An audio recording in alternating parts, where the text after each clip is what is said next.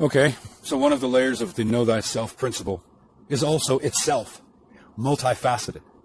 And it is understanding yourself as a being, not the human design anymore. Understanding yourself. Now, understanding yourself ties directly into some of the same things relevant to human design.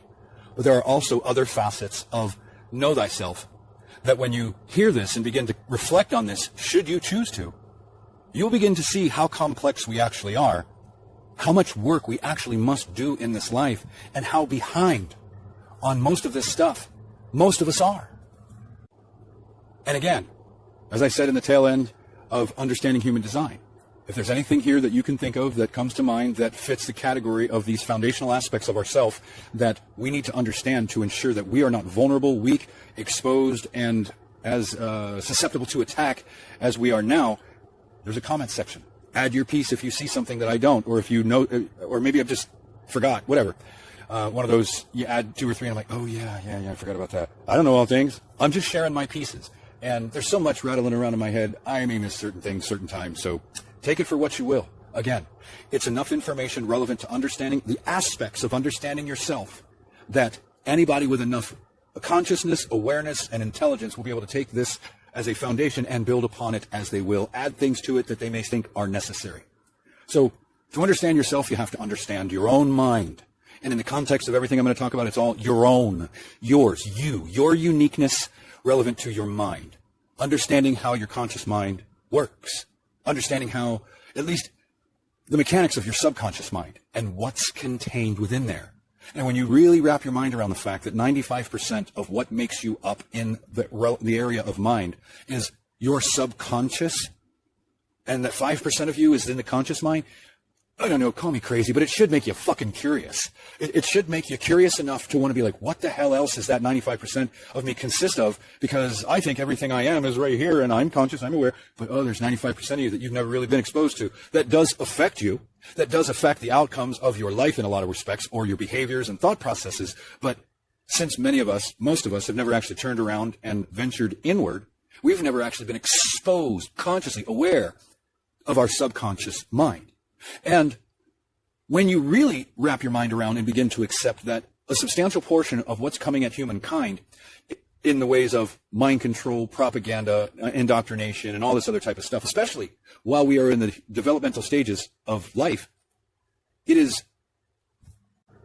all designed to get through your conscious mind into your subconscious mind, ultimately, unbeknownst to you, craft your beliefs, mold your perceptions, and all those other types of things I referred to towards the tail end of understanding the human design. Your trauma from life gets pushed down, suppressed, if you will, into the subconscious mind. Your trauma from childhood. This all is still there, largely undealt with, unresolved, unhealed, thusly affecting us. So there's a lot, your unconscious is within the subconscious mind. You know, so many of the things that drive you are within your subconscious mind. So it would behoove all of us to undergo a journey of tapping into those aspects of us consistently throughout life, because the vast majority of what we are is within that subconscious mind. And many believe that some of what could be contained within the subconscious mind could be tied to what they refer to as genetic memory or ancestral memory. And it may be in the unconscious aspect of the subconscious mind that these ancestral memories are. But people can have bizarre fears of things that they've attributed to being ancestral or genetic fears that cause reactions or certain things in certain circumstances for whatever seemingly bizarre reason. So your mind and understanding what your mind is, how it affects your experience of life, and then what goes on within the mind, thinking, thoughts, processing, analysis, and how all of the things of this world, when we are unaware, can affect, manipulate, influence those aspects of us. Now, I could take a substantial amount of time diving into this aspect of understanding yourself, understanding how your mind works with you, against you, understanding how your subconscious mind works with you, against you, understanding all the aspects of your subconscious mind, what's in it, in as much as you can, you know, all this stuff. I mean, yogis and gurus that spend a lot of time meditating, trying to get into, or getting into and walking around in, so to speak, their subconscious mind. spring cleaning, cleaning out the things that our parents got in there. Let's say you had toxic parents. They got a lot of toxic shit into your mind because of their behaviors when you were a developing child. And then you saw, as you got older and matured, that you developed a lot of patterns of behaviors that were similar to theirs. Like, where the fuck does this come from? I would never, how do I do this? It's in your subconscious mind. And unless or until you go back to that, or go into that subconscious mind, or connect with it in some way, you won't be able to change those patterns of behavior very easily. Patterns of thinking, patterns of behavior. If we got them from toxic people, we were largely indoctrinated with them as children, largely. And those types of, the mechanics of that, the energy of that, the responses of that stuff, that when they manifest, comes from our subconscious mind. So there's a lot to learn and a lot to know. So you're going to have to go on your own, journey of self-discovery of your mind, of your conscious mind, your subconscious mind, what's in there, knowing that if you're going to heal. This is another bullet item of you understanding yourself now. I was just talking about the first one, which is your mind, but it does tie into another bullet item, which is your childhood trauma. Tapping into your subconscious mind, to heal any childhood trauma, to heal any trauma in this life, you are going to have to, because it largely gets into the recesses of the subconscious mind, you're going to have to do that quote-unquote inner work to get it out. It's hard work. It's some of the hardest work that man will ever do. Thusly, most men and women are included in that. Most humans won't do it. Don't do it. Only those of us who have experienced enough pain and suffering in this life to realize that there are aspects of ourselves, whether we purposefully developed them or somebody built that shit in us when we were kids, that we're going to have to change and adjust about ourselves. And it has nothing to do with conforming with society or any of that shit. Anyway, so another aspect of understanding yourself is your childhood trauma. I was going to go into this one later, but since I'm here, because your childhood trauma affects you. It affects your behavioral patterns. It affects your beliefs. It affects and colors your perception of yourself specifically, but also the world, even your place in it. If you don't understand how your childhood traumas may have negatively impacted or affected you in your thinking, in your behaviors, how you treat your kids, how you treat other people, or any of the other things where parents effectively program, intentionally or unintentionally, through their own toxic behaviors in this scenario, those types of behaviors into the developing mind of the child. Any abuses that you may have gone through that cause stifled aspects of your psychology, emotional body, you have to understand that about yourself, because these are areas where you're not fully developed yet that you need to heal so that you can continue to grow. And these aspects of yourself and your psychology or anything like your emotional body that haven't grown because of the childhood traumas can now begin to grow if you've healed them. And then you can be more of a whole and balanced being, that all the aspects of yourself, because you've healed them and the psychology has grown up now, the emotional body has grown up, and you're now mentally, emotionally, and psychologically the 40-year-old man that you're biologically, versus being a 40-year-old man who is emotionally a 16-year-old because some really fucked up shit happened to you then. And you never really grew past it. You never really healed from it. Therefore, an aspect of your emotional body got stuck there. And in life, when certain triggers trigger that emotional 16-year-old comes out. And when you're 40 years old, that shit should be pretty embarrassing. But for most people, it's not. Thusly, they never actually take the time to realize that there's an inner child in there that's wounded, damaged, and probably quite pissed off. And it expresses that every once in a while. Anyway, and I mean, it is, I think, a foundation of how we see these toxic social justice warriors and other people that are doing the things that they do. Grown people behaving so much like children, adult children. It's just the most bizarre thing. Why? Because we don't understand ourselves. We don't understand how important it is for us to understand our mind, our childhood traumas, and how those affect us as adults that may very well cause us to perpetuate negative behavioral patterns and cycles of things into the lives of our children, who will grow up and then potentially perpetuate the same shit. And because we're unconscious and unaware, we perpetuate cycles of trauma onto our own kids. And, for anybody that may have ever seen the proverbial, my daddy did it to me, so I'm going to do it to you, or so why should I worry about it because my daddy, and I turned out all right. It's like, wait a minute, if you're hitting your kid and you say you justify it because your daddy did it to you and you turned out all right, well, by the way, you're actually hitting your kid. You're hitting a child thinking that's somehow going to teach it because my daddy did it to me, versus trying to communicate with that little mind and teach it and be smarter than that little mind and create scenarios where it can learn through lessons rather than being beaten or whipped. But, hey, my daddy did it to me and I turned out all right, as I whip my kid. So these things come from childhood traumas, childhood programming, and things of that nature. If we don't understand how our childhood traumas affect us in adulthood, if we don't understand that we have to go back, at least not, and when I say to it and through it, I don't mean reliving it, But from an adult perspective, going back to a very unpleasant experience that happened to us in childhood by those we loved, we trusted, that were supposed to protect us, cultivate us, and all that, if we don't go back like adults, pull our pants up like big boys and girls and face it, and look at it for what it was, see it now with adult eyes, understand how it may have negatively affected you, but it could have made you stronger. It could have made you ultimately wiser later in life. It could have ultimately had, so there are ways to be able to see it when you're older with the eyes of an adult, if you will, with a little bit of experience in life under your belt, that it will allow you to come to terms with it, because it already happened. It's gone. It's over with now. Now we're just racked with the memory of it and the reverberation of those memories within our mind, thusly influencing our behaviors and things like that. Anyhow, again, these subject matters that I'm talking about in understanding yourself could be probably full courses that the human will undergo to understand. Now, the length of them could be short. Some of them could be really long. And then once you learn the information and understand how these aspects of us affect us, it takes time to master these aspects of ourselves, to get into that subconscious mind, to give the inner child what it didn't give, to heal the inner child, to play whatever needs to be done to heal that aspect, to get rid of the baggage that causes the stunted growth of the emotional or psychological body of the human. And I would argue that this stuff is so important because when you look at the state of the vast majority of grown men and women in this world, and you see how they behave in those clutch moments of life, it is indicative of the fact that there is so many wounded people walking upon this earth. And yeah, it shows that they were wounded as a child. It also shows they've never healed it. It may be because they've never recognized it. It may be because somebody never told them that you're always going to be an asshole until you heal the damage that was done to you by your parents or whoever. And people have to want to do this stuff. People have to want to go back to it and through it. But anyway, again, a very vast subject matter. Going on to the next one, item 3. In understanding yourself is understanding your psychology. And you know what? We're going to go to emotional first because I think your psychology is kind of the melding and expression of your mind and mental states and conditions and your emotions and how all that expresses in your outward life, in your manifestation of life. So if you don't understand that you are an emotional being, if you don't understand how your emotions affect you, do they paralyze you? Do they motivate you?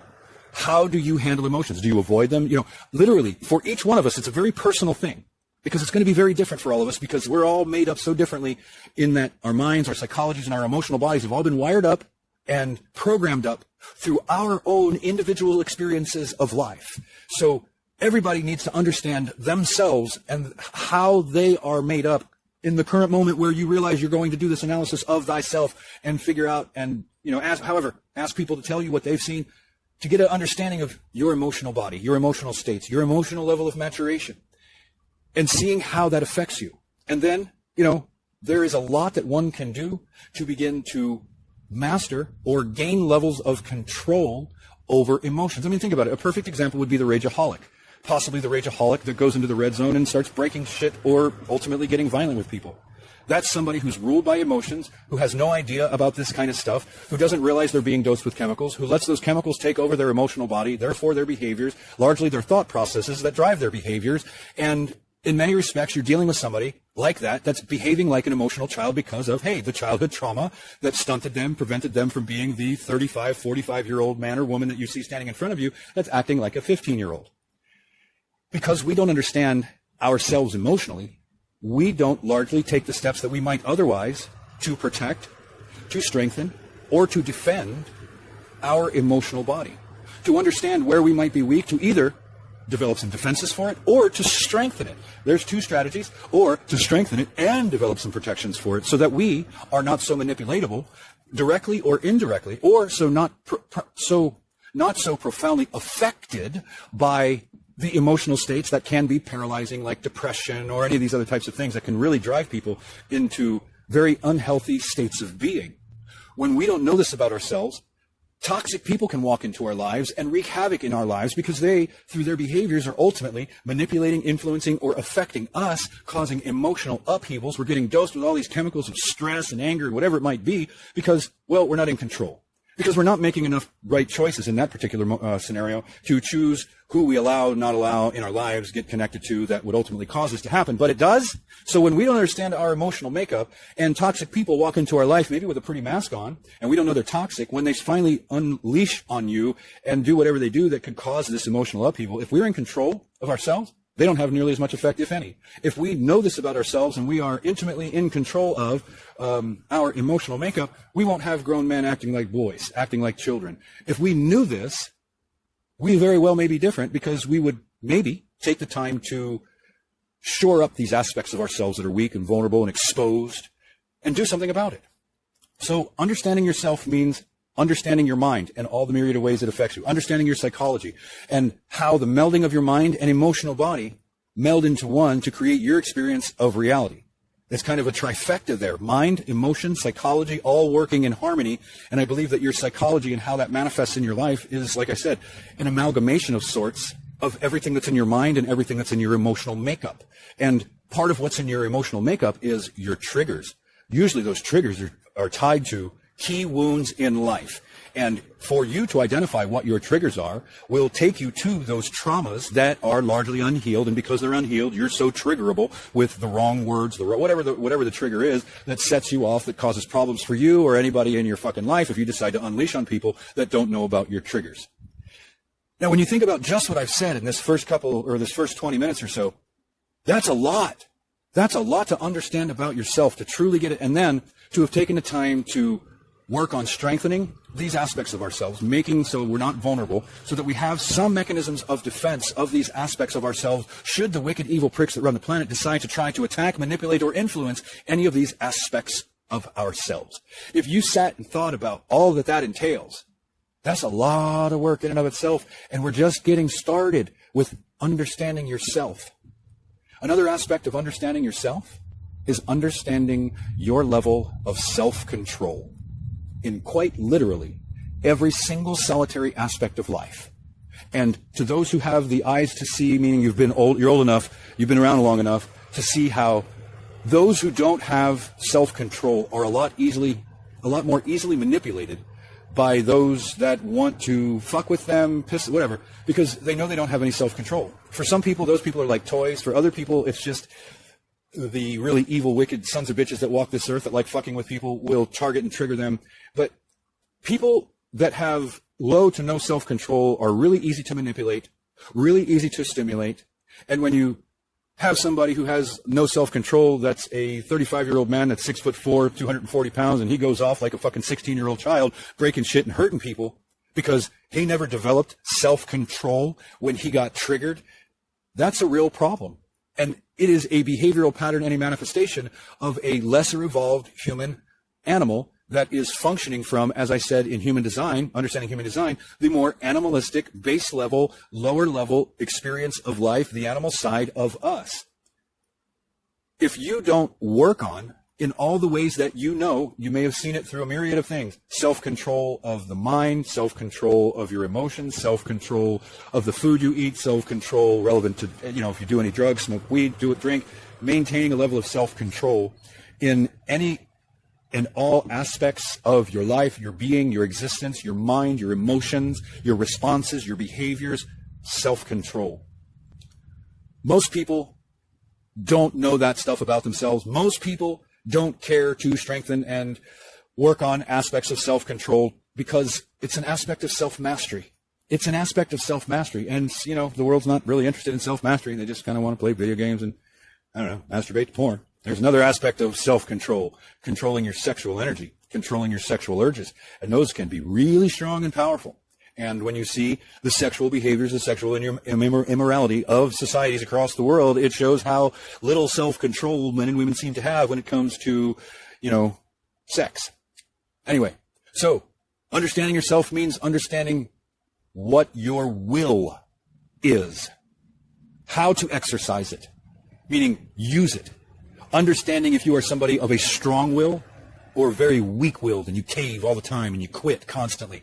Understanding your will, that it is a very real yet intangible aspect of you, and that to the degree that you harness your will in the correct ways will determine a lot of what manifests in your life, because your will drives the actions that you will ultimately take to have experiences.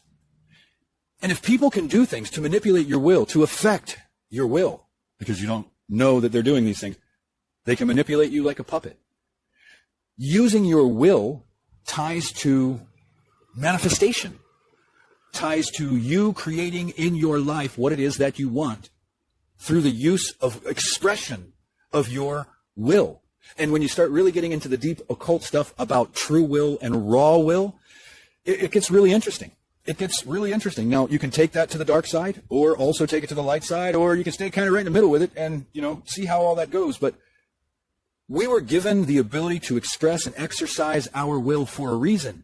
And when you think about what we can do through the exercise of our will that translates into the actions that we will take to create an experience in this life, which is why the soul supposedly, or the animating force of us supposedly came into the 3D, was to get out of the non-physical realms and actually come into the physical realm so we can feel things, taste, touch, smell, sight, all that stuff, hearing, food, sex, the wind in your face, to have experiences. Those experiences come through the expression of our will. Now, when they begin attacking aspects of you that you're unaware of, that ultimately start weakening your will, weakening your resolve, weakening what you believe, which ultimately could weaken your resolve or your will to take action to, prevent evil from spreading upon the whole of the earth and doing all the things that it's done. The will is a foundational and integral part of the human being. And it is through the expression of will that everything else that we will manifest into our lives, to a large degree, there are external manifestations that can come in, but that we will largely manifest will come through the expression or lack thereof of our will. Another aspect of understanding yourself, which kind of ties into other aspects of it, but it's still its own, is your temperament. Because your overall temperament. Are you real energized? Are you real mellow? Are you, easily stimulatable? Or are you really pretty stoic and it takes a lot to get you moving? Understanding your temperament also ties into how you behave if somebody hits the trigger and all that other shit. But because when we don't understand our temperament, we again are a lot more easy to stimulate or manipulate by the evil powers on the world, or just assholes in life that get off on doing that shit and in some way might feed off the energy that you do. They get off on manipulating people, fucking with them, all that shit. So the more you understand your temperament and can do the work that it takes to adjust, mold, and create your temperament to be according to a vision of what it is that you want, encompassing morality and ethics and first principles and other such things, because your temperament is tied to your behavior on the good side of the spectrum and the bad side of the spectrum. If you're not aware of your temperament, consciously aware of your temperament, and having analyzed your temperament and how it has caused manifestations of experience in your life, for better or for worse. If you don't understand that about yourself and potentially analyze that, see flaws if they exist, and do something to tweak that about yourself. See, this is all understanding aspects of yourself. And then here's the thing. Then you're going to have to do your own work on your time to adjust, mold, refine, evolve these aspects of yourself to fit the mold of what it is that you aspire to be. Also, to protect yourself from any vulnerabilities that may be inherent to you, to a hair trigger temperament or anything like that, where other people can easily stimulate you and cause you to behave in ways you wouldn't otherwise want to, and all that other kind of shit. Again, this is all the stuff that ties into things like self-mastery, or that self-mastery ties into. Self-mastery encompasses a lot of facets and aspects of us, and I purport that we don't freaking live long enough for us to truly master ourselves to the point of, like Buddha or something like that. But anyway, I digress. Another aspect of understanding yourself is understanding your sexuality.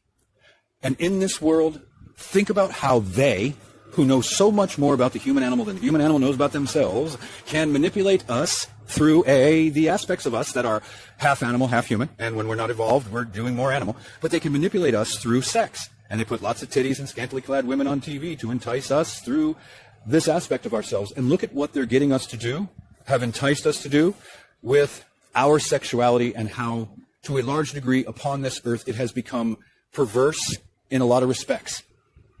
Our sexuality as a species is where the proverbial gods gave us at least half the power of a god in our pants. And when the male and the female come together and create a child, they're exercising the power of the gods to create life. So our sexual energy was given to us as a creative force. If we don't understand these fundamental aspects of ourselves, we can be slowly over time, or possibly rapidly perverted, or the energy in us can be used for, manipulated out of us for perverse reasons, benefiting something else. Think about that, the implications of that. Our sexuality is imbued into us. Well, I can't actually speak to that all that deeply. Imbued into us when we're born, because if you're born with the penis, you're a boy. That's the way it works. That's the way it's always worked. That's the way it's always going to fucking work. And if you've got a vagina, that means you're a girl. And you have a womb and uterus and all that other stuff. So that's the oven. And your sexuality is going to be tied to the parts that you have it should be, unless you've got a world full of these Zionist evil Ashkenazis that are perverting the sexuality of as many people as they possibly can while they're developing children, still figuring out what their sexuality is, that don't have parents that are ballsy enough, knowledgeable enough, that care enough about their kids to teach them about their own sexuality, rather than let the societal influencers, the schools, and all the other ways that the Jews do the influencing of the minds of the children to influence their sexuality.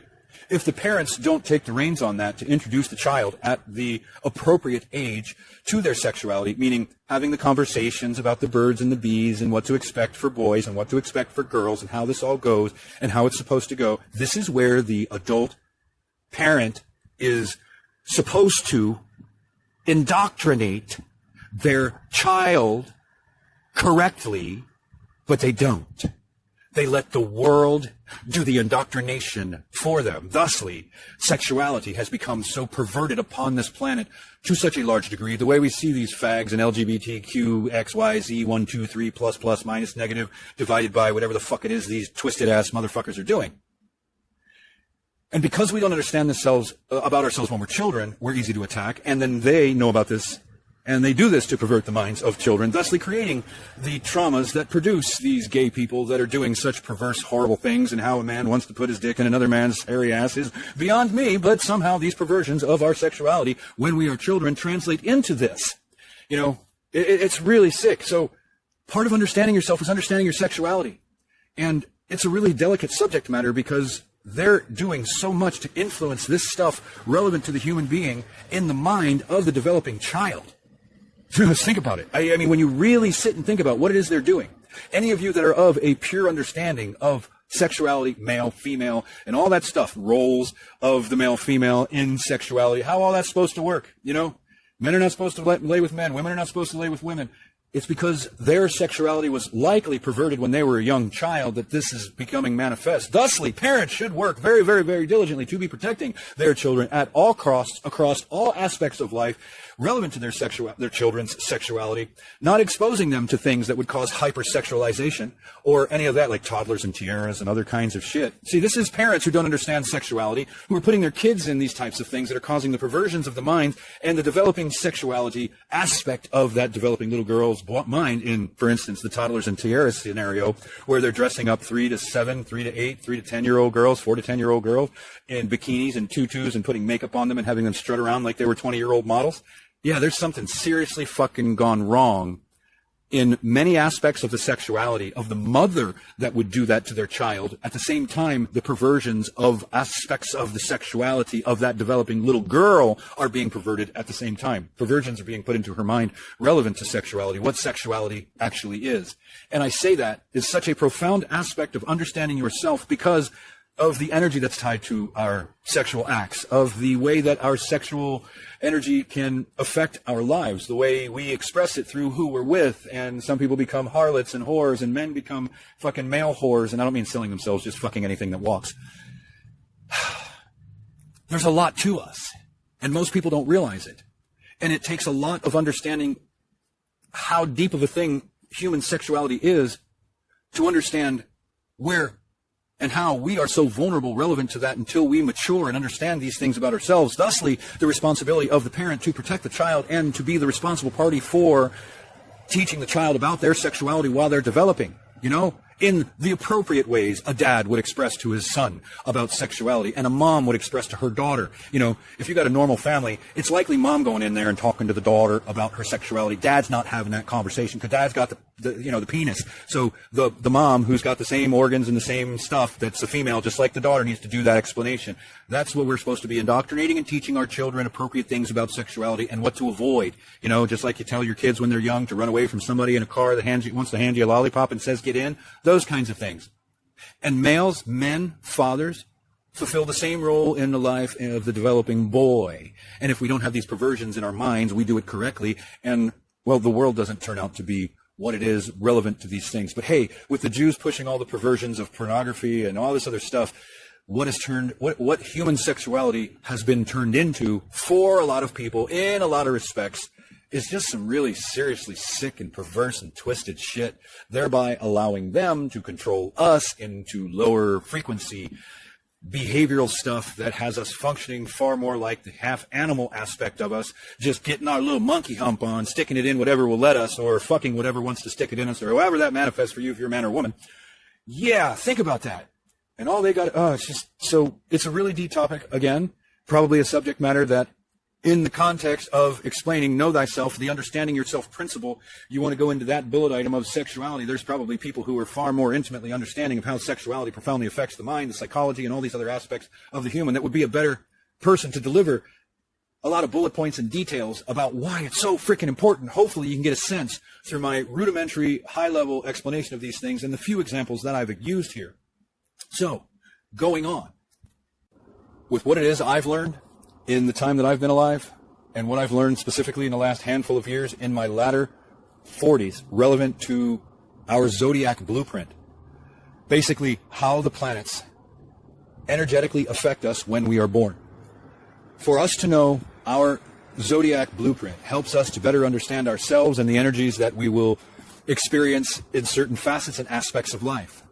For us to understand our zodiac blueprint gives us an understanding of what planets were in what houses, how those planetary energies in that house will express in our lives. If we don't know that, if there are blessings dotted throughout our birth chart, we're not going to be aware of them, and it's a roll of the dice as to whether or not we'll be able to capitalize on them. If we don't know that about ourselves, if there are proverbial pitfalls in our chart or things that we can see that could hit us like a freight train, if we don't know that about ourselves, we'll never know to get out of the way. We'll never know that there's a train coming because we don't know our zodiac blueprint. Knowing your zodiac blueprint gives you a sense of a lot of your personality. Aside from the nature and nurture, there's an aspect of what makes you up, a lot of aspects of what make you up, the vast majority of what makes you up as far as your personality, your emotions, how you handle them, how they affect you, how your mind affects you. All these things tied directly into where those planets were when you popped out of mama and what houses of the zodiac those planets were. And what those houses of the zodiac represent are basically take all of the aspects of being human and divide it up by the 12 houses of the zodiac. So whatever the facets of a particular house of the zodiac are, let's say the house that contains family and relationships and children and those types of things. You know, you have Jupiter and Venus in that house when you're born. The odds are relevant to your life, family and love and relationships and connections are all going to be pretty good and harmonious. But for somebody else that has Pluto and Saturn, possibly Mars, in that house, Mars, the god of war, Pluto, the god of the underworld, Hades, the thing that does the upheaval, tearing apart, breaking down, Saturn, the restrictor, you're going to have a completely different experience of life because those planets were in that particular house of the zodiac versus the person who had Jupiter. You know, it grows things, it's benevolent in the zodiac. It's the one that is generous and gives you things and bestows things upon you, all those types of things. If you had Jupiter and Venus, you know, in astrology, the god of love or, you know, relationships and all that stuff relevant to love and connection, all that gooey stuff, you know, if you have that kind of stuff going on in that house, the outcomes and manifestations for you are likely going to be quite pleasant. You're going to have a good life in that area. Now, but for that same person that has that good life in that area of happiness and joy and relationships and connections and all that other stuff, you could have something like Saturn or Pluto in your house of money and possessions. And while you have great relationships, you're always fucking broke. You know, you've had to go bankrupt a few times. If you understand your blueprint, you'll understand that these are the potential outcomes of your life, or that this is what is considered to be your destiny in life, and that if you don't like what you see, then that means you've got to do the work on yourself or in life to rise above the base level zodiac imprint or blueprint that was printed into you and go beyond that prescription of your life experience to something that you, as a conscious, self-directing, self-aware being, decide to take yourself into. You direct your experience in this life, and if you want to get past a shitty hand that you got dealt when you look at your zodiac and you're like, wow, like me, then you got to learn. You got to grow and grow beyond that base level blueprint. And if you don't know that about yourself, there's an awful lot about yourself you don't know and may never understand how it affects you. You may never understand that there are energies out there that come out of nowhere that can affect you when you least expect it, they're there. It's real. And it ties into, if you believe that that's bullshit, ask yourself how it is that we believe, we know, we've deduced, we can tell, there's evidence for the fact that the moon affects the tides of the planet, of the ocean. The moon affects women's menstrual cycle. The moon affects, to some degree, crime spikes at certain times when the moon is full. And there's other things relevant to that. I have personally noticed multiple aspects of the moon, of Saturn, of Mars in my life, manifestations. And it's usually in the more darker sides of the energies that these fucking planets express. But whatever level or degree of the energy that I was able to pick up on grabbed my attention enough to realize, whoa, this shit is real. And then I began studying my blueprint, understanding myself a little better, relevant to this. And it has armed me with more knowledge about myself and all these other types of things. And it's interesting, when I saw my zodiac blueprint, looked at my chart, and then I was able to see the fact that I was going to have no father, and clearly a father that there was going to be stress and tension with, it's in my chart. The fact that my childhood was going to be what it was going to be to a large degree, it is clearly shown in my chart. Just so much about the life that I have lived or experienced is in my chart. It's freaking amazing. And when I read my natal report, which is kind of a transition or translation of the chart, and it explains to you aspects of yourself and how all these planets affect you. When I read that and I saw that like 80% of what was in there was real, spot on, it began to really drive into my understanding or comprehension that whether we believe it or not, whether we think it's just trivial horoscopes and all that other bullshit, our zodiac blueprint is at the foundation of who we're going to be. It's at the foundation of what our destiny is going to be. The map of your life is there. I mean, you can determine what that actually means by looking at where your north node is in your chart. What house is your north node in, and what does that house represent? Because your life path, the work for you to do in this life will likely be surrounded by those subject matters of life contained within whatever house it is that your north node is in. And if you recognize that early on, you know, it'll be a lot easier to manage and deal with the trials and tribulations, the ups and downs, whatever it may be, the ebb and flow of life as it comes. Look for the lessons contained within those areas and aspects. Grow yourself to the best that you can consciously and willfully in those areas of life, in that house of your zodiac where your north node is, so that you can be, as it said, following your life's path. But, you know, there's a lot more philosophical debate on what that means. I mean, just because that's your north node and it's your life path, as is given through the zodiac, could you rise above that as well and completely change the direction of your life path? Because, well, you will it to be that way, because you're a being that has the will and the ability to do that. I suppose so. I suppose so. And that truth waits for those who are capable of figuring it out and finding it, to find it, and then taking action on it and rising above even the direction their life path has them on. But hey, some say God has a direction for all of us and that we're not to go off and deviate from the path that God wants us to be on, because there's a big bad devil out there that wants to eat our soul and, you know, all that stuff. And I think that's all bullshit. Designed to keep you from never deviating off the path these fucking people want you on, that keeps you limited, stifled, stuck, enslaved, ignorant, and all these other types of things. I think it's necessary to understand this stuff about ourselves. And when we do not have a full understanding, inasmuch as we are capable of obtaining that in this life about ourself. And the areas about ourself that we do not know are the areas largely, or how do I say this? At least are areas of us, aspects of us that are vulnerable and weak and can be attacked to ultimately manipulate us in our minds, our beliefs, our perceptions, or any other way they wanted to manipulate us, simply because we don't know these things about ourselves.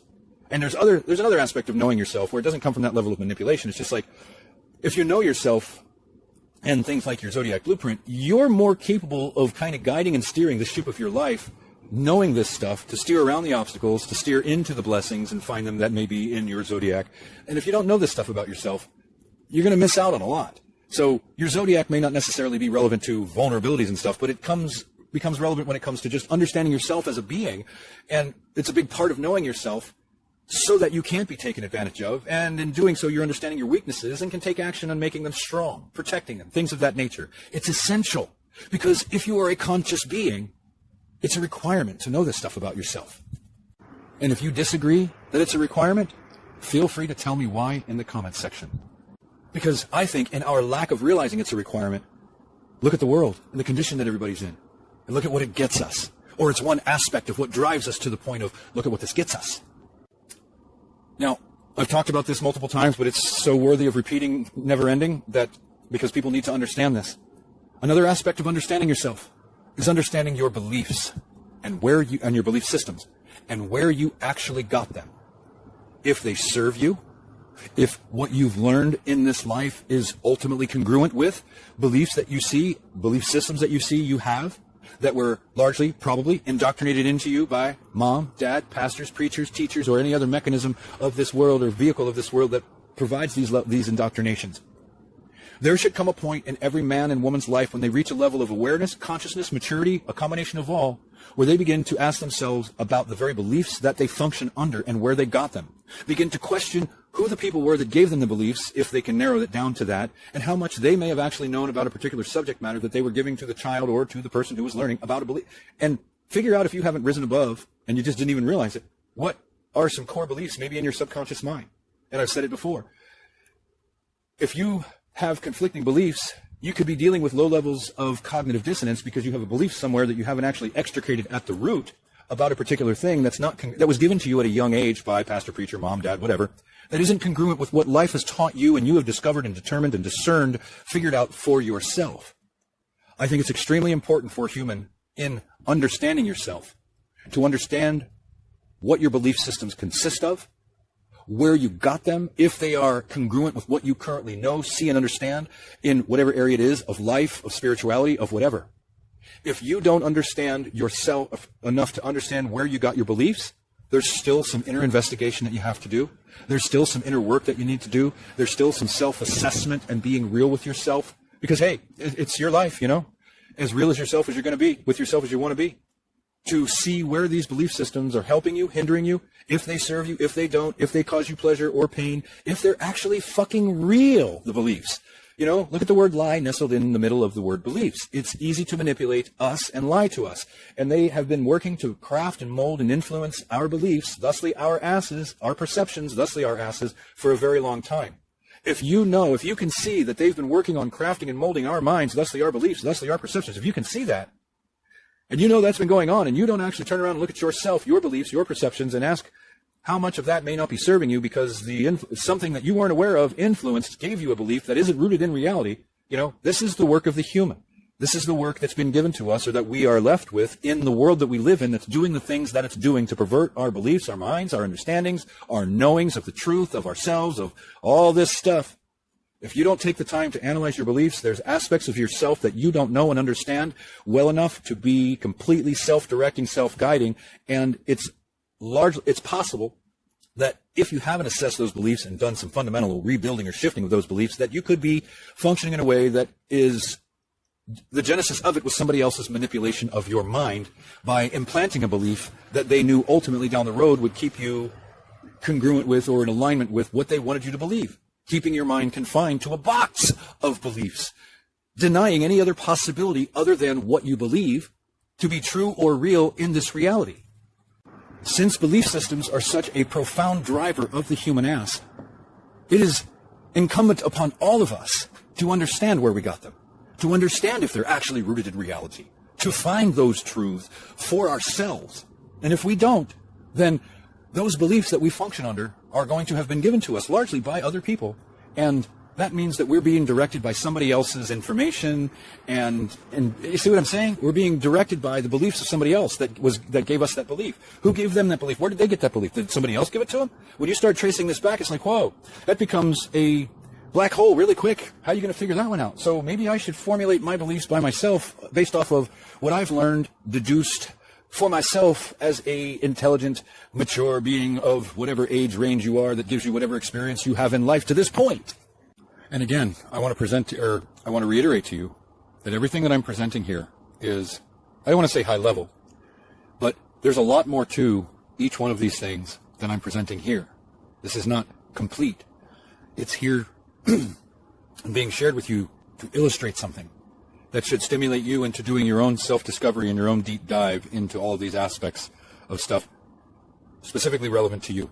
So there's likely more involved, and for brevity and time's sake and my mental power and capacity and, mental energy, in this explanation, in this presentation, I'm not doing these vast deep dives on all this stuff, because what you're going to find down each one of these proverbial rabbit holes could very well be very different for each one of us. So the next aspect of understanding yourself is going to be understanding your value systems, your morals, and what your morals are, where you got them, if there's deficiencies in them, your ethics, and your first principles.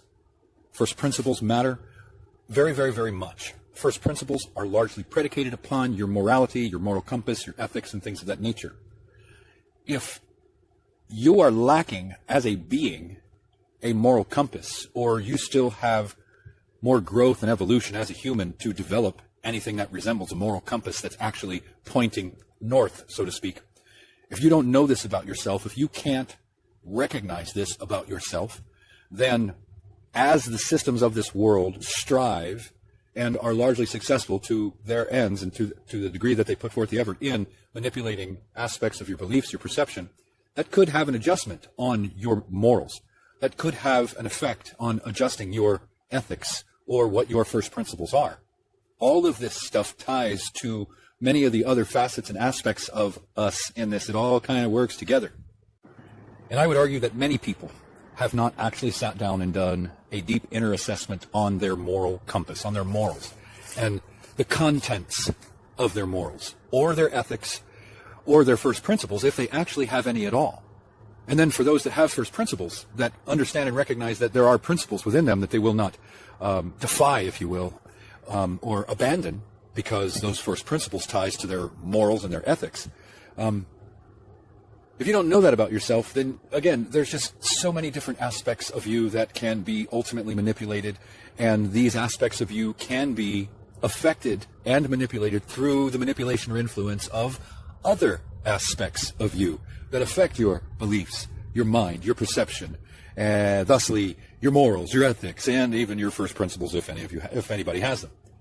So another aspect of yourself that is extremely important to understand in the process of coming to know thyself is your spirituality, truly.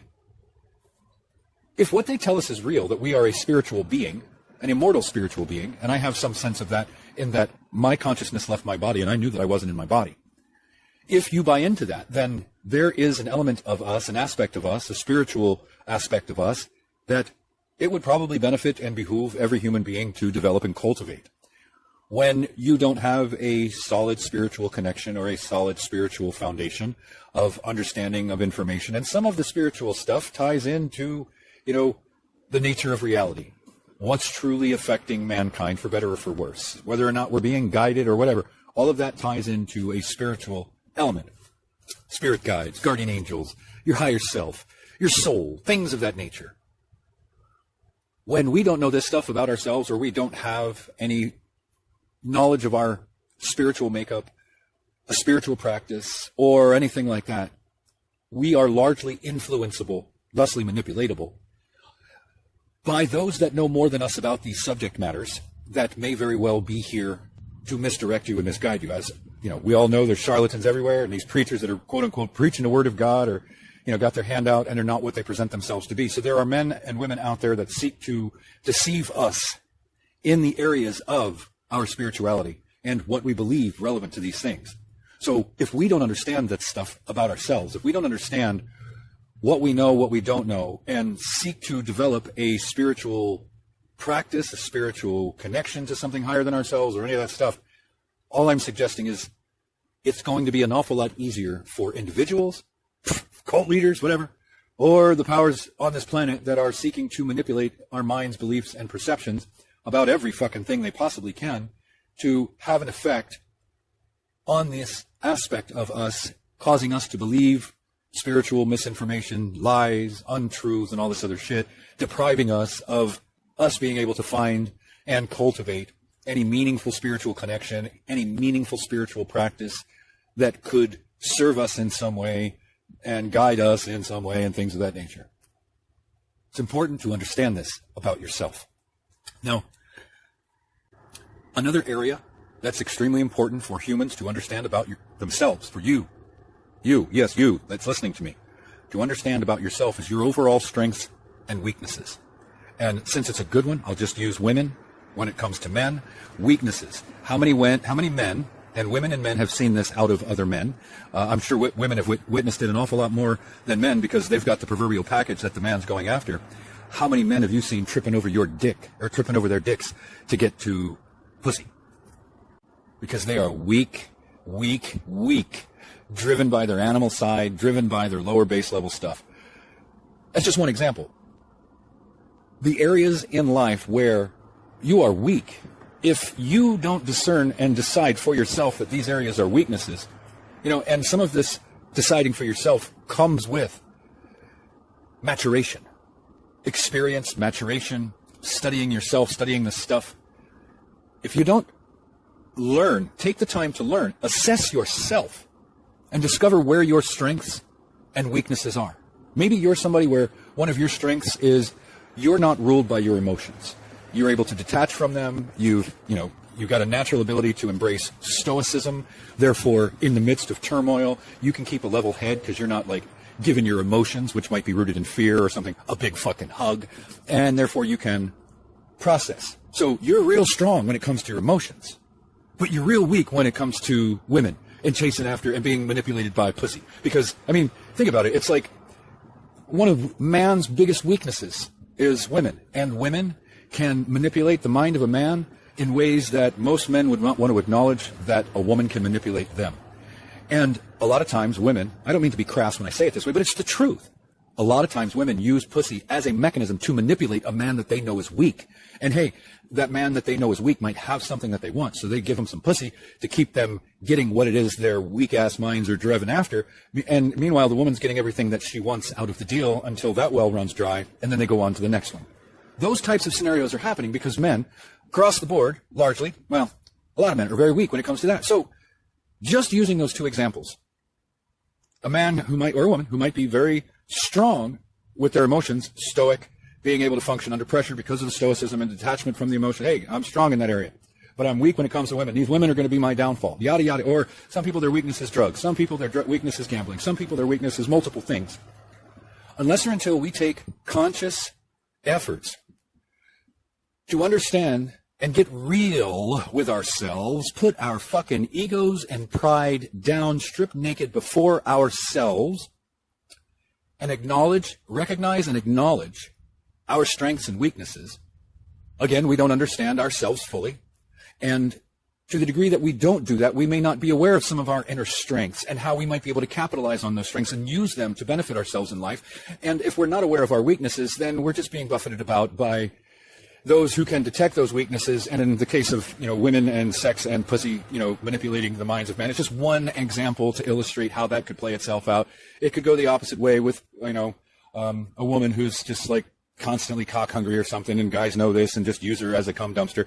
There's all kinds of ways that this can manifest, but since sex is one of those things where most humans, are largely driven by their crotch and largely, making decisions below the belt, I think it alludes to the fact that there's a lot of weakness in us, or ignorance, or a combination of both. So the more you understand your strengths and weaknesses, the better you understand yourself. And in the macrocosm of our lives, toxic parents could be a perfect example. Friends that turn on us, or anybody else that may understand our weaknesses. And some people observe very well, and they can identify weaknesses in people that maybe somebody doesn't even recognize themselves. See, if you don't identify your weaknesses, it's probably going to be a lot easier and do something to strengthen them. It's going to be a lot easier for those who have the eyes to see that in others to take advantage of and capitalize on those weaknesses in you. See, the context, the whole pretense of understanding yourself is to understand all this stuff about yourself so that you're no longer vulnerable and weak. And where you are the most vulnerable and the weakest and the most susceptible to being attacked, manipulated, taken advantage of, and all that other stuff, you're taking active measures to learn that about yourself, understand that about yourself, grow that, strengthen that, protect that, whatever it might be that applies for you.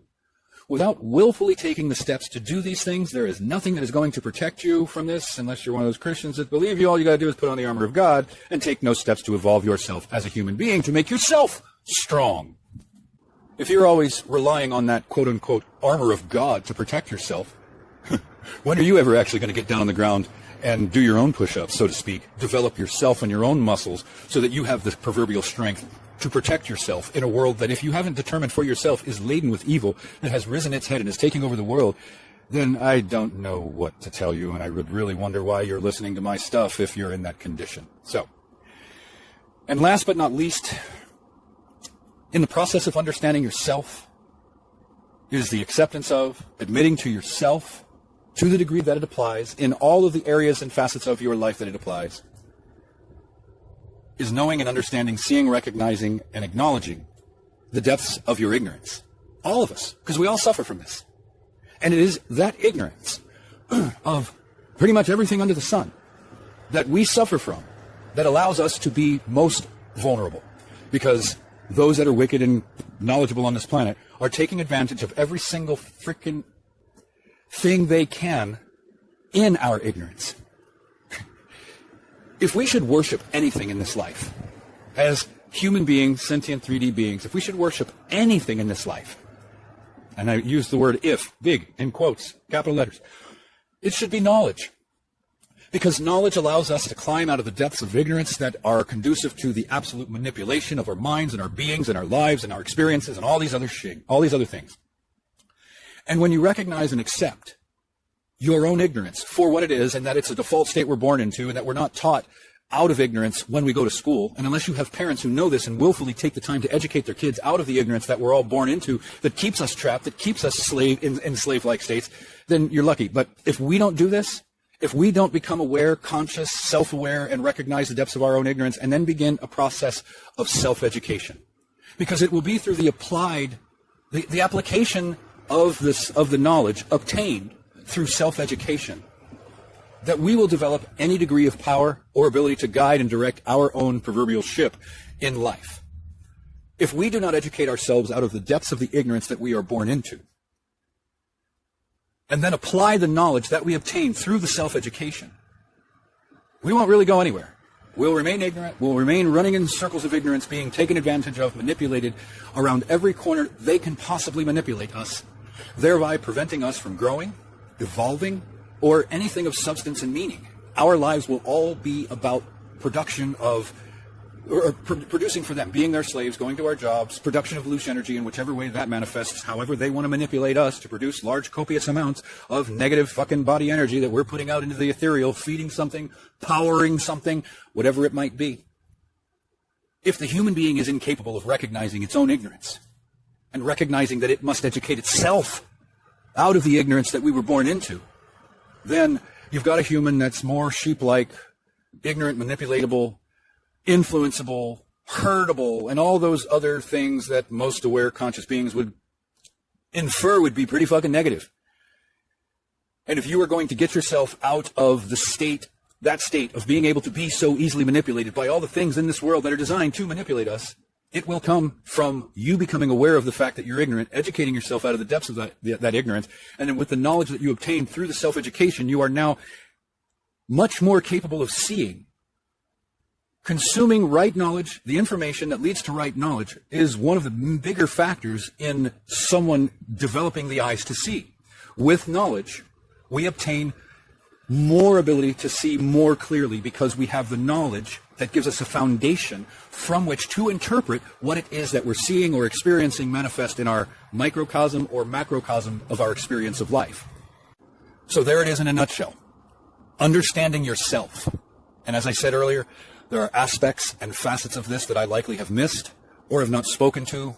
But if you just look at what it is that I did speak about and consider, using the examples that I gave you, how this stuff affects us, and then your own mind will probably come up with your own ways that you see it, and then begin to, well, do your own self-discovery, your own research, your own diving down the rabbit holes to understand how all of this affects you. The better or the more clearly you can see that picture, the more clearly you can see that most people don't understand themselves. They don't understand human design. They don't understand how they're fodder because they're weak in a lot of areas. They're vulnerable in a lot of areas. They're not aware of this. They're not aware that they're being attacked because the attacks are largely coming in ways that they're unaware of, that are affecting their mind, their beliefs, their perception, and all these other aspects of them that are drivers of the human ass. Think about that. Anyway, show me somebody else on the internet that has presented this type of information to humanity. Show me somebody else on the internet that has thought this much about these things and has mapped this shit out, kind of taken the time to break it down, kind of put it all in their own compartments to see how they all connect. If you can show me that person, I would really appreciate it because I'd like to go and see what it is they're putting out. maybe learn a little something from them, maybe get a sense that other people are aware of this stuff too, and they're also out there talking about this, trying to teach people, share it with those who are interested. This isn't going to resonate with everybody. This is the kind of stuff that you do at higher levels of being human. I'm not saying the highest, like your master. This is a higher level in that you're now aware that you need to develop or go through this process of understanding yourself, design, your weaknesses, your vulnerabilities, yada, yada, yada, yada. And unless or until you understand that stuff about yourself, there are weaknesses in you that you aren't aware of. There are vulnerabilities in you that you aren't aware of.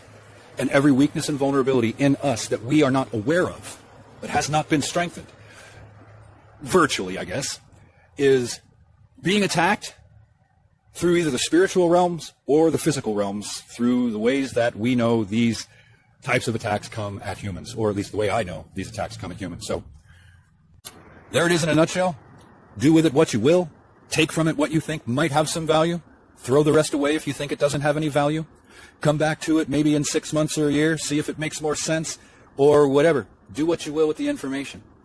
But you can't say nobody ever told you. Take it easy, everybody. Yes,